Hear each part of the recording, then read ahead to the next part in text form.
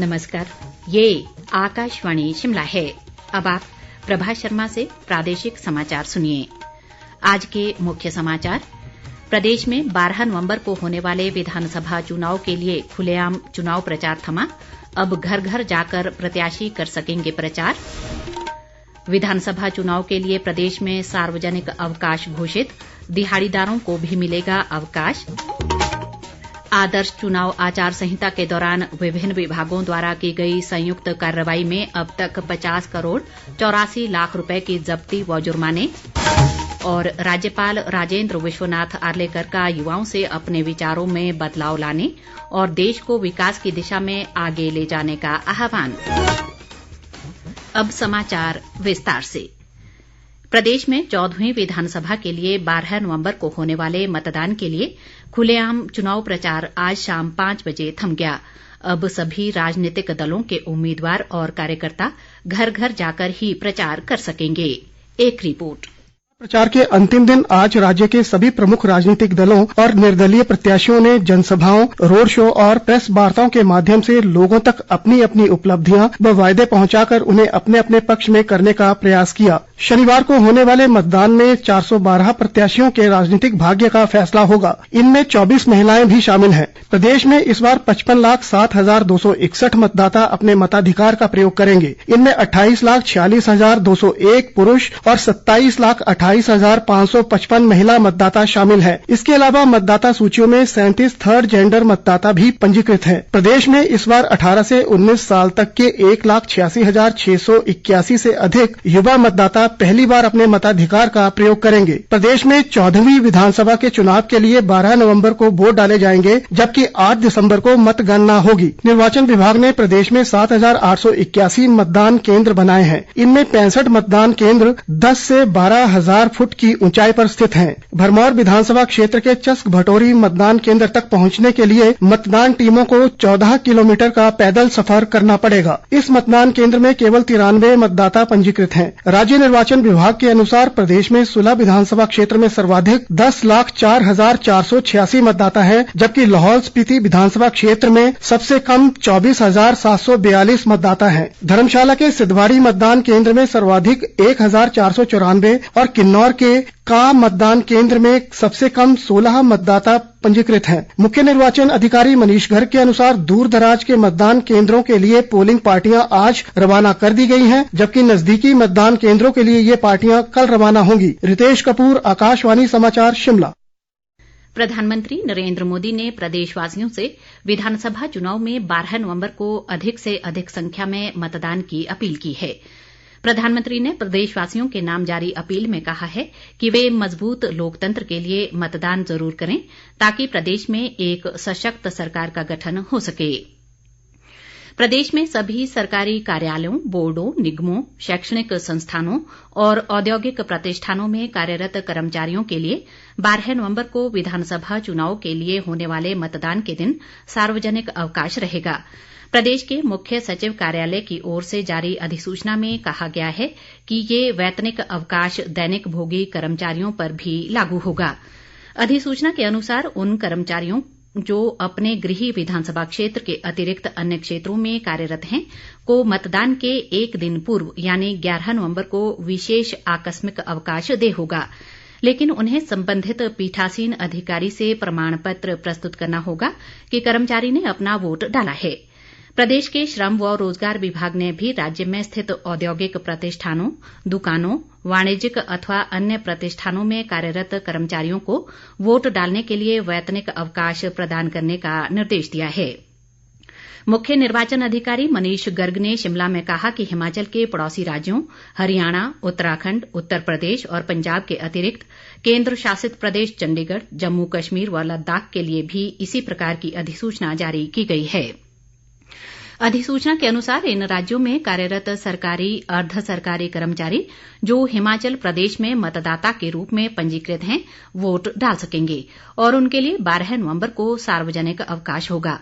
मनीष गर्ग ने इन राज्यों में कार्यरत कर्मचारियों से हिमाचल में आकर अपने मताधिकार का प्रयोग करने की भी अपील की है। इस बीच मतदान के रोज मौसम खराब होने की स्थिति में आपदा प्रबंधन योजना के तहत आपदा प्रबंधन प्राधिकरण ने एनडीआरएफ और एसडीआरएफ की टीमें तैनात की हैं। मतदान के दृष्टिगत आज सायं 5 बजे से 12 नवंबर सायं 5 बजे तक प्रदेश भर में मदिरा की बिक्री पर भी पूर्ण प्रतिबंध रहेगा। प्रादेशिक समाचार आकाशवाणी शिमला से प्रसारित किए जा रहे हैं।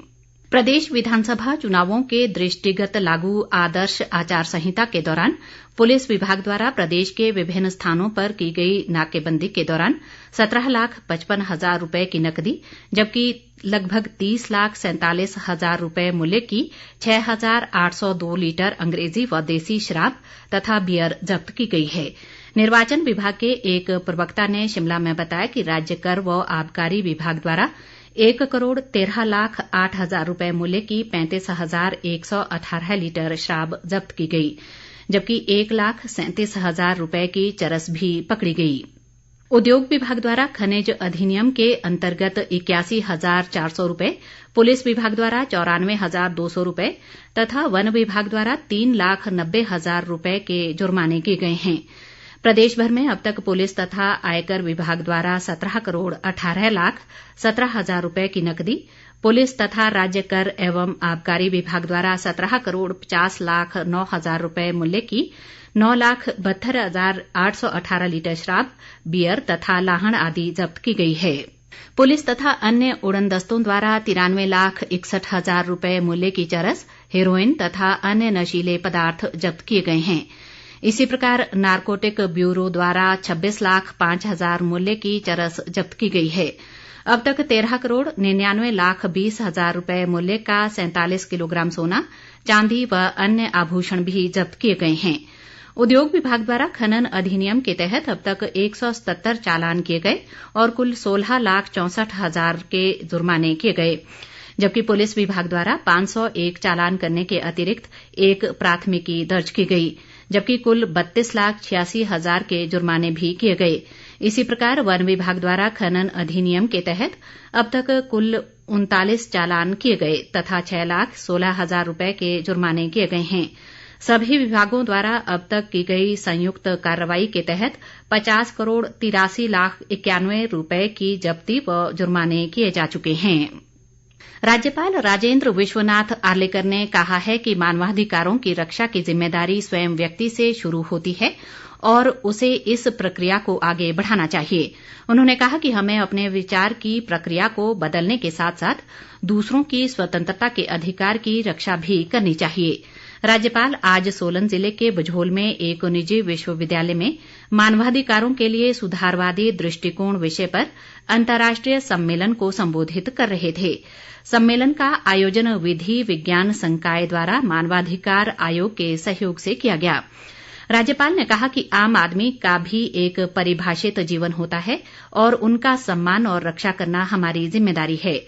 उन्होंने कहा कि विधायी सुधार और नियम सम्मानजनक जीवन जीने में भी मदद करते हैं। राज्यपाल ने कहा कि मानवाधिकारों के उल्लंघन के मामले पूरी दुनिया में देखे जाते हैं जबकि उनकी मानसिकता हम पर उंगली उठाने की रही है। उन्होंने कहा कि भारत दूसरों के विचारों और कार्यों का सम्मान करता है और यही हमारा दर्शन भी है। राज्यपाल ने कहा कि पहले हमें एक अच्छा इंसान बनना होगा जिससे जिंदगी अपने आप बदलने लगती है। उन्होंने युवाओं से अपने विचारों में बदलाव लाने में और देश को विकास की दिशा में आगे ले जाने का आह्वान किया। राज्यपाल ने कहा कि युवाओं की सोच ही सकारात्मक सोच ला सकती है। उन्होंने इस मौके पर HP हैमिल्टन द्वारा प्रकाशित मानवाधिकारों के लिए सुधारात्मक दृष्टिकोण विषय पर एक पुस्तक का भी विमोचन किया। पंजाब व हरियाणा और उत्तराखंड उच्च न्यायालय के पूर्व कार्यवाहक मुख्य न्यायाधीश राजीव शर्मा ने इस मौके पर अपना व्याख्यान दिया।